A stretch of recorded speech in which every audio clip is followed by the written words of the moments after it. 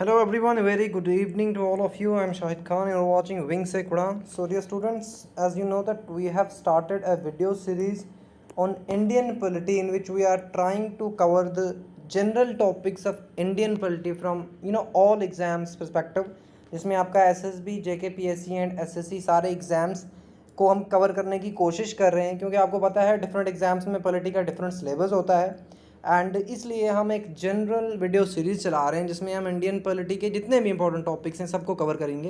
And मैं आपको बता दूं, इसके बाद आपको लक्ष्मीकांत जो कि इंडियन पॉलिटी पे बाइबल मानी जाती है वो भी पढ़ने की कोई ज़रूरत नहीं है। After this video series this is my confidence के जो मैं आपको पढ़ा रहा हूँ, you won't find more than this in Laxmikanth as well and also in the entire Indian constitution. Even if you take original constitutional, you won't find things more than this.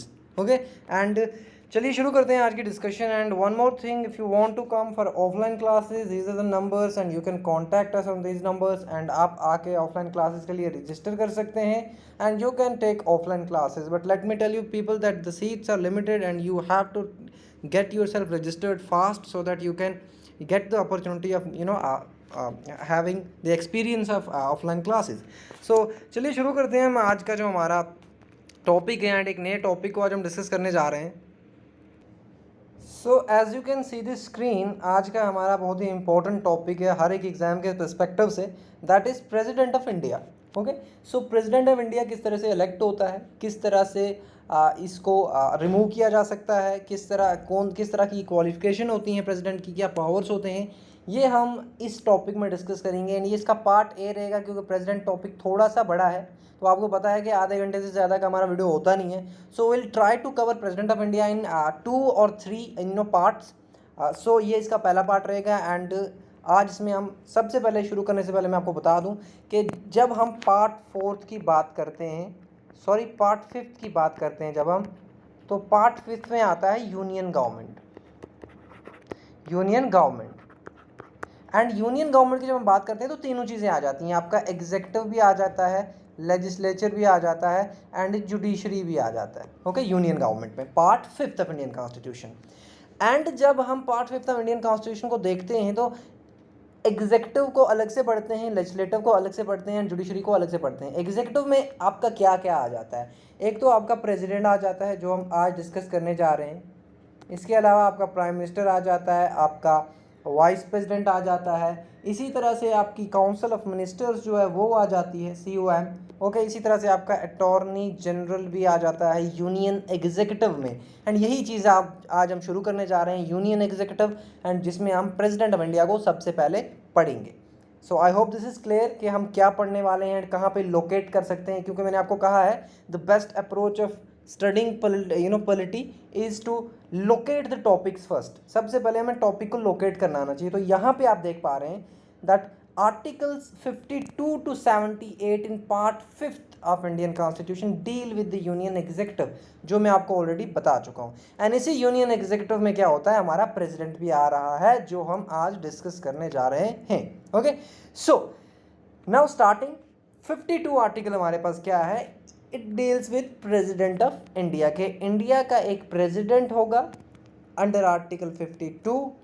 Just let me change the pen guys, थोड़ा सा different हो जाएगा उससे। Yes, so article 52 के accordingly India में एक president है and वो प्रेसिडेंट जो है he is head of the state. Okay, he is head of the state and इसके साथ साथ he is considered as the first citizen of India. Okay, and इसके साथ साथ he also acts as symbol of unity, integrity and solidarity of the nation.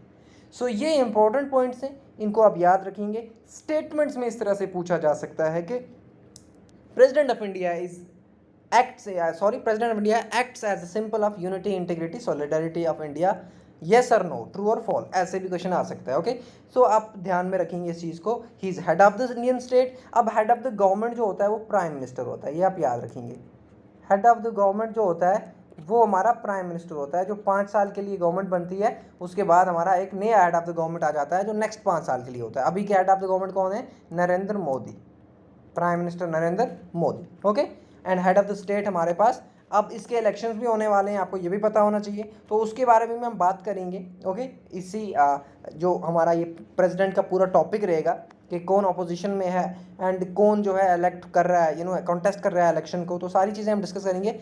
आगे चलते हैं and एक और चीज़ हम देखते हैं कि जो बहुत ज़्यादा इंपॉर्टेंट है कि इलेक्शन कैसे होते हैं प्रेसिडेंट। तो सबसे पहले आप याद रखेंगे इलेक्शंस के प्रोविज़न आर्टिकल 54 में दिए गए हैं। प्रेसिडेंट के इलेक्शन के प्रोविजंस आर्टिकल 54 में दिए गए हैं। एंड इसके बाद मैं आपको ये भी बता दूं कि president of India is not directly elected. President of India directly elect नहीं होता है। यहाँ पे क्या होता है, प्राइम मिनिस्टर जो होता है डायरेक्टली इलेक्ट होता है। लोग जो हैं, पीपल जो हैं, ये लोकसभा के इलेक्शन में क्या करते हैं, वोट डालते हैं एंड फिर जो मेजॉरिटी जिस पार्टी को मिलती है मेजॉरिटी ऑफ वोट्स, उसका ही एक जो होता है मेंबर, उसको प्राइम मिनिस्टर बना दिया जाता है। ठीक है, लेकिन ये डायरेक्ट इलेक्शंस होते हैं जो प्राइम मिनिस्टर के इलेक्शंस होते हैं, पार्लियामेंट्री इलेक्शंस, ठीक है, लोकसभा की। लेकिन प्रेसिडेंट के इलेक्शंस डायरेक्ट नहीं होते हैं, इनडायरेक्ट इलेक्शंस होते हैं। ठीक है, अब इस इनडायरेक्ट इलेक्शन में होता क्या है कि एक इलेक्टोरल कॉलेज बनाया जाता है। इस इलेक्टोरल कॉलेज में क्या होता है, कुछ मेंबर्स होते हैं जो प्रेसिडेंट ऑफ इंडिया के इलेक्शंस में वोट डालते हैं। यानी कि the common people do not vote in the election of Indian president. Common लोग जो हैं, आम जनता जो है, वो वोट नहीं कर सकती किसके, प्रेसिडेंट के इलेक्शन में। ठीक है, आप ये याद रखेंगे। अब ये इलेक्टोरल कॉलेज में कौन कौन होता है, सबसे पहले हम ये देख लेते हैं। तो यहाँ पे देखें आप, ये बहुत इंपॉर्टेंट क्वेश्चन है, बहुत बार मैंने एग्जाम्स में देखा है, तो इस पर आप ध्यान रखेंगे। इलेक्टोरल कॉलेज में होते हैं एक तो पार्लियामेंट के elected members of both the houses of parliament, यानी कि लोकसभा एंड राज्यसभा दोनों के इलेक्टेड मेंबर, राज्यसभा इन दोनों के इलेक्टेड मेंबर, ये आप याद रखें। ठीक है, लोकसभा राज्यसभा यानी कि पार्लियामेंट के दोनों हाउसेस के इलेक्टेड मेंबर, क्योंकि कुछ नॉमिनेटेड मेंबर्स भी होते हैं। जैसे राज्यसभा में क्या है, राज्यसभा में 12 मेंबर्स को नॉमिनेट करता है प्रेसिडेंट। ठीक है, तो लेकिन इलेक्टोरल कॉलेज का पार्ट ये नहीं होते हैं इलेक्शन ऑफ प्रेसिडेंट की जब हम बात करते हैं। Okay, so the nominated members of parliament are not taking part in the elections of the president of India, they are not part of electoral college, होगी पहली चीज़। दूसरी चीज़ क्या है इलेक्टोरल कॉलेज में, elected members of legislative assemblies of state. हर state की लेजिस्लेटिव असेंबली होती है, ओके, लेजिस्लेटिव काउंसिल भी होती है, ये आप याद रखें। लेकिन यहाँ पे क्या बात हो रही है, यहाँ पे बात हो रही है लेजिस्लेटिव असेंबलीज़ की।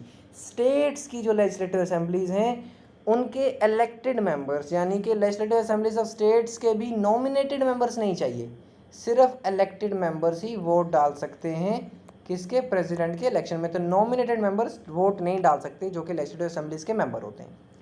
एंड तीसरा क्या है, elected members of legislative assemblies of union territories of Delhi, JNK and Puducherry.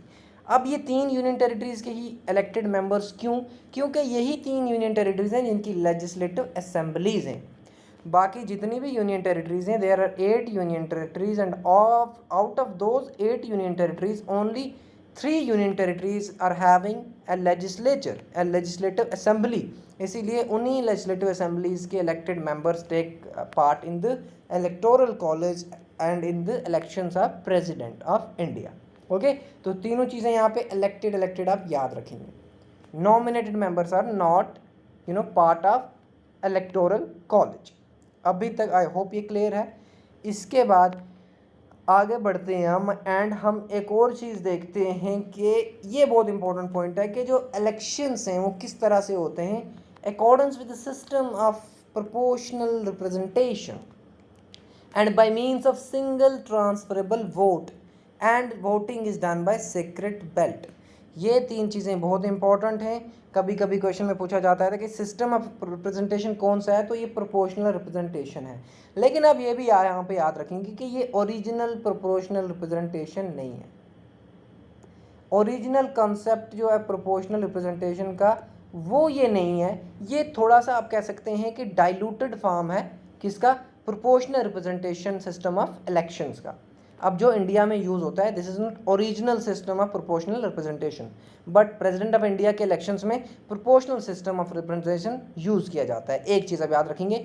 दूसरी चीज़ कि सिंगल ट्रांसफरेबल वोट सिस्टम है एंड इसी तरह से सीक्रेट बैलेट से वोट किया जाता है। यानी कि सीक्रेट बैलेट का सिंपल मीनिंग है, अगर आपने कभी वोट डाला होगा तो जहाँ पे आप वोट डालते हैं आपके बगैर किसी को नहीं पता होता कि आपने किसको वोट डाला है। So that's actually the secret ballot system.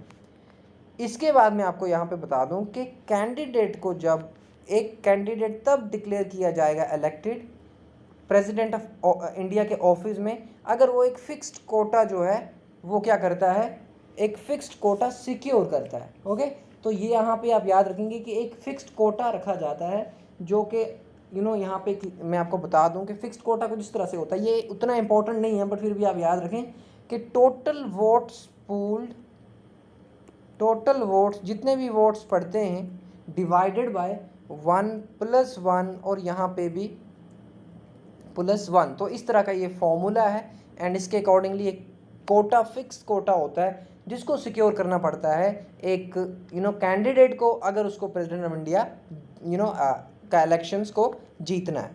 ठीक है, तब वो डिक्लेयर किया जाएगा इलेक्टेड।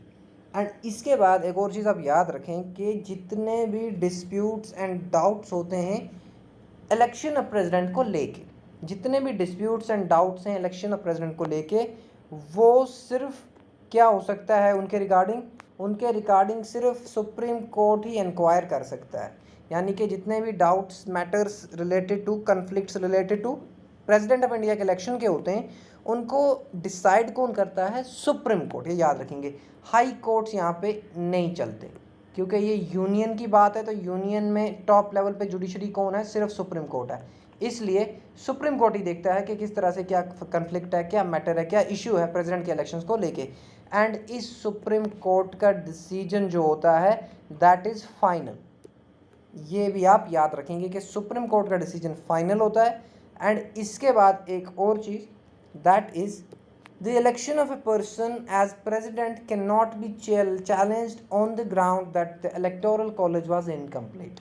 तो इलेक्शन ऑफ प्रेसिडेंट जो होता है उसके इलेक्शन ऑफ प्रेसिडेंट के इलेक्शन को हम चैलेंज नहीं कर सकते इस बेसिस पे कि इलेक्टोरल कॉलेज इनकम्प्लीट था। इसका मीनिंग क्या है कि कभी कभी कुछ मेंबर्स की सीट्स वैकेंट होती हैं, तो ऐसे में हम इस इलेक्शन को क्वेश्चन नहीं कर सकते कि कुछ सीटें तो वैकेंट थी इलेक्टोरल कॉलेज की, आपने कैसे इलेक्टोरल कॉलेज बना के वोटिंग करवा दी एंड प्रेसिडेंट का इलेक्शन करवा दिया। तो ऐसा नहीं है, अगर सीट्स वैकेंट भी हैं फिर भी जो सीट्स ऑलरेडी अवेलेबल हैं, जो मेंबर्स ऑलरेडी अवेलेबल हैं, वो इलेक्टोरल कॉलेज का पार्ट होंगे एंड वो इलेक्शन ऑफ प्रेसिडेंट में पार्ट लेंगे and election of president conduct कराएंगे एंड प्रेसिडेंट को इलेक्ट करेंगे।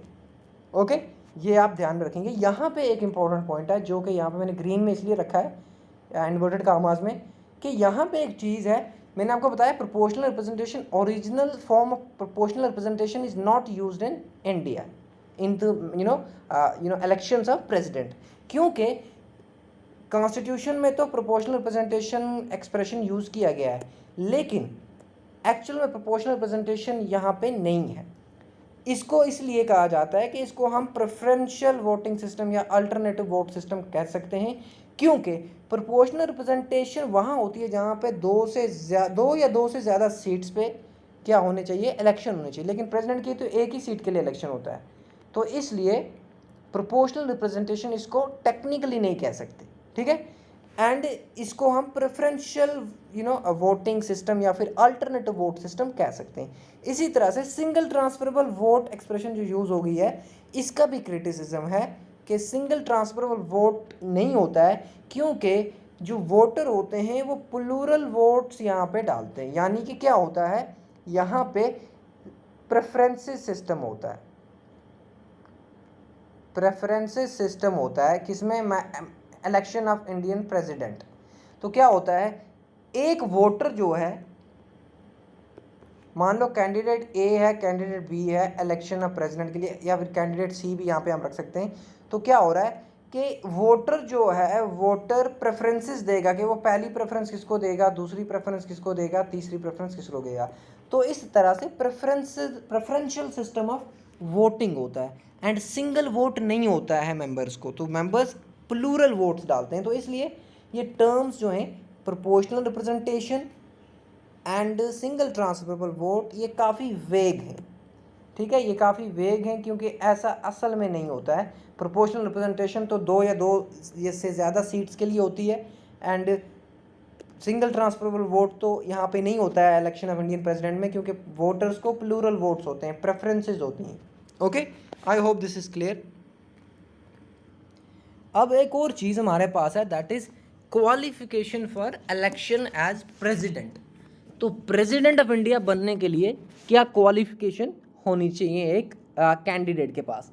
तो सबसे पहले आप याद रखेंगे कि एक कैंडिडेट जो है, सबसे पहले क्वालिफिकेशन का जो ये चीज़ें हैं ये आर्टिकल 58 में दी गई हैं, ये आप याद रखेंगे। इसके बाद मैं आपको बता दूं कि जो प्रेसिडेंट ऑफ इंडिया है उसकी क्वालिफिकेशन ये होनी चाहिए कि सबसे पहले वो सिटीज़न ऑफ इंडिया होना चाहिए। ये सबसे इंपॉर्टेंट क्वालिफिकेशन है। आपको पता है कि बाहर का व्यक्ति आके यहाँ पे प्रेसिडेंट नहीं बन सकता ना, तो सिटीज़न होना बहुत इंपॉर्टेंट है। दूसरी चीज़ कि वो 35 ईयर्स ऑफ एज का होना चाहिए, कंप्लीट किए होने चाहिए उसने 35 ईयर्स ऑफ एज, ठीक है, यानी कि 35 साल उसके पूरे हो गए होने चाहिए। Third is he should be qualified for election as a member of Lok Sabha. तो लोकसभा के मेंबर की जो क्वालिफिकेशन होती है वो भी होनी चाहिए। जब हम पार्लियामेंट को पढ़ेंगे तो हम लोकसभा, राज्यसभा, उनकी कंपोजिशन एंड क्वालिफिकेशन को भी पढ़ेंगे। यहाँ पे आप याद रखें कि जो एक लोकसभा के मेंबर की इलेक्शन की क्वालिफिकेशन होती है वही एक प्रेसिडेंट के भी इलेक्शन की क्वालिफिकेशन होनी चाहिए। फोर्थ इज के he should not hold any office of profit under the union government, state government or any local authority or other public authority। तो यहाँ पे आप देख पा रहे हैं कि कहीं भी ये और नहीं होना चाहिए किसी ऑफिस में, ठीक है। जैसे कि अब चीफ जस्टिस ऑफ इंडिया अगर है ये, या फिर अगर ये अटॉर्नी जनरल है, तो ये प्रेसिडेंट के इलेक्शंस को नहीं कर सकता कॉन्टेस्ट, ठीक है, क्योंकि ये ऑलरेडी किसी ऑफिस ऑफ प्रॉफिट में है, किसी ऑलरेडी यूनियन गवर्नमेंट के ऑफिस में है। या फिर अगर ये एडवोकेट जनरल है तो तब भी ये नहीं कर सकता। एडवोकेट जनरल स्टेट में होता है, अटॉर्नी जनरल सेंटर में होता है, यूनियन में, ठीक है। तो इसको कोई भी ऑफिस में ये नहीं होना चाहिए, तब जाके ये इलेक्शंस ऑफ प्रेसिडेंट को कॉन्टेस्ट कर सकता है, ठीक है। ओके, ये 4 मेजर क्वालिफिकेशंस हैं जो कि आपको याद रखनी है। इसमें आपको कीवर्ड्स अगर देखा जाए तो आपको सिटीजन याद रखना है, इसमें 35 ईयर्स याद रखना है, इसमें लोकसभा याद रखना है, एंड इसमें आपको ऑफिस ऑफ प्रॉफिट याद रखना है। ओके, इसके बाद हम देखते हैं there is one more thing, that is oath और एफर्मेशन। अब ये ओथ और एफर्मेशन क्या है एक प्रेसिडेंट ऑफ इंडिया की? तो मैं आपको बता दूं कि जब एक प्रेसिडेंट डिक्लेयर किया जाता है कि ये बंदा इलेक्ट हो गया एज प्रेसिडेंट, उसके बाद वो एक शपथ लेता है। जो ओथ है towards the constitution of India, वो एक शपथ लेता है, एंड वो शपथ कुछ इस तरह से है कि to faithfully execute the office, वो सारे काम अपने फेथफुली ईमानदारी से करेगा, to preserve, protect and defend the constitution of India, and to devote himself to the service and wellbeing of the people of India, ठीक है। तो ये 3 जो चीज़ें हैं, ये 3 चीज़ें इंपॉर्टेंट हैं। ये 3 चीज़ें जो हैं ओथ ऑफ प्रेसिडेंट में हैं। एंड मैं आपको बता दूं डिफरेंट ऑफिसेज जो हैं इंडिया में, उनके डिफरेंट ओथ्स हैं। तो इसलिए प्रेसिडेंट ऑफ ओथ में क्या 3 चीज़ें हैं ये आपको पता होनी चाहिए, ठीक है। ये 3 चीज़ें आपको पता होनी चाहिए, क्योंकि ओथ पे मैंने क्वेश्चंस देखे हैं। I have seen questions asking different in different competitive exams, तो इसलिए आप ओथ पे याद रखेंगे। कभी कभी तो वर्ड्स पे क्वेश्चन पूछा जाता है कि ये वर्ड यूज़ हुआ है ओथ में कि नहीं। इसके बाद एक और चीज़ हमारे पास है कि अब ये ओथ दिलाता कौन है प्रेसिडेंट को? तो ये ओथ जो है ये चीफ जस्टिस ऑफ इंडिया दिलाता है, यानी कि चीफ जस्टिस ऑफ इंडिया ये एडमिनिस्टर करता है प्रेसिडेंट की ओथ को, ठीक है, जो शपथ लेता है president. I hope this is making sense. And इसके बाद there is one more thing, that is conditions of president's office. तो कॉन्स्टिट्यूशन में कुछ कंडीशंस दी गई हैं प्रेसिडेंट्स ऑफिस की, तो वो कंडीशंस हमें देखनी है, ठीक है। तो सबसे पहली कंडीशन क्या है? He should not be member of either house of parliament, member of either house of parliament. तो वो पार्लियामेंट में किसी भी दोनों हाउसेज में से किसी का मेंबर नहीं होना चाहिए। अगर है, if such person is elected as president, he is deemed to have vacated his seat in the house on the date on which he enters his office as president। तो अगर कोई बंदा ऑलरेडी लोकसभा का मेंबर है for example, and वो president के election में president का इलेक्शन जीत गया एंड प्रेसिडेंट बन गया, तो जब वो प्रेसिडेंट ऑफिस में बैठेगा तो उसकी सीट वैकेंट हो जाएगी, यानी कि ये समझा जाएगा कि उसने अपनी सीट वैकेट कर दी है। Okay, he is no more the member of Lok Sabha. ठीक है, तो ये आप याद रखेंगे। दूसरी चीज़ कि he should not hold any office of profit, जो ऊपर भी हमने देखा कि किसी भी union government, state government, local authority या फिर किसी और पब्लिक ऑफिस में वो नहीं होना चाहिए। तीसरी बात, he is entitle without payment of rent, तो राष्ट्रपति भवन जो कि दिल्ली में है, ये ऑफिशियल रेजिडेंस है किसका? प्रेसिडेंट ऑफ इंडिया का। ठीक है, तो यहाँ पे रहने के लिए प्रेसिडेंट ऑफ इंडिया जो है ये कोई रेंट वगैरह नहीं देता है। ठीक है, so he is entitled without payment of rent to the use of his official residence. And the fourth is he is entitled to such emoluments, allowances and privileges as may be determined by the parliament. तो जो allowances and privilege मिलती हैं president को, उनको parliament determine करता है। ये question भी आता है कि भाई मिनिस्टर्स का बताओ कि उनकी सैलरीज कौन डिटरमाइन करता है, या फिर प्रेसिडेंट ऑफ इंडिया या फिर चीफ जस्टिस ऑफ इंडिया। तो ये चीज़ें आप ध्यान में रखेंगे, हम आगे जाके जब पढ़ेंगे डिफरेंट चीज़ों को तो will talk about that as well. लेकिन अभी के लिए आप ये याद रखें कि पार्लियामेंट डिटरमिन करता है privilege and allowances of the president of India. Okay, and there is one more point, that is कि इसकी अलाउंसेस एंड एम्यूलमेंट्स जो हैं ये डिमिनिश नहीं की जा सकती जब वो अपने ऑफिस में होता है, यानी कि इनको कम नहीं किया जा सकता, कटौती नहीं की जा सकती इसकी अलाउंसेस में। ठीक है, तो ये भी आप ध्यान में रखेंगे। एंड एक और चीज़ है जो इम्पोर्टेंट है, जो मैं आपको बताना चाहता हूँ कि 1977 में क्या होता है। 1977 में प्रेसिडेंट ऑफ इंडिया बनते हैं एन संजीव रेड्डी। एन संजीव रेड्डी, ये आप याद रखेंगे, इम्पोर्टेंट पॉइंट है। एंड ये एन संजीव रेड्डी जो हैं ये अनओपोज्ड इलेक्ट होते हैं, अनओपोज्ड इलेक्ट होते हैं, यानी कि इनका कोई ओपोजिशन में होता ही नहीं है। ठीक है, एक ही बंदा आ गया, उनको वोट डले एंड वो प्रेसिडेंट ऑफ इंडिया बन गया। तो ये चीज़ आप याद रखेंगे, he was the 7th president of India, ये भी आप याद रखेंगे। यानी कि इस तरह से हम कह सकते हैं कि 7th टाइम जब इलेक्शंस हुए तो he was the president of India in 1977। Rajendra Prasad 2 bar president बने हैं, ये भी आप याद रखेंगे। He was the first president of India, ये भी आप याद रखेंगे। एंड ये ट्वाइस इलेक्ट किए गए हैं, ये भी आप याद रखेंगे, this is important. Okay, he is the only president जिसको 2 बार इलेक्ट किया गया है। ओके, एक तो ये पॉइंट, इसके बाद एक और पॉइंट है, that is doctor Zakir Hussain, first Muslim president of India. Zakir Hussain, first Muslim president of India, ये भी आप याद रखेंगे, इंपॉर्टेंट पॉइंट है।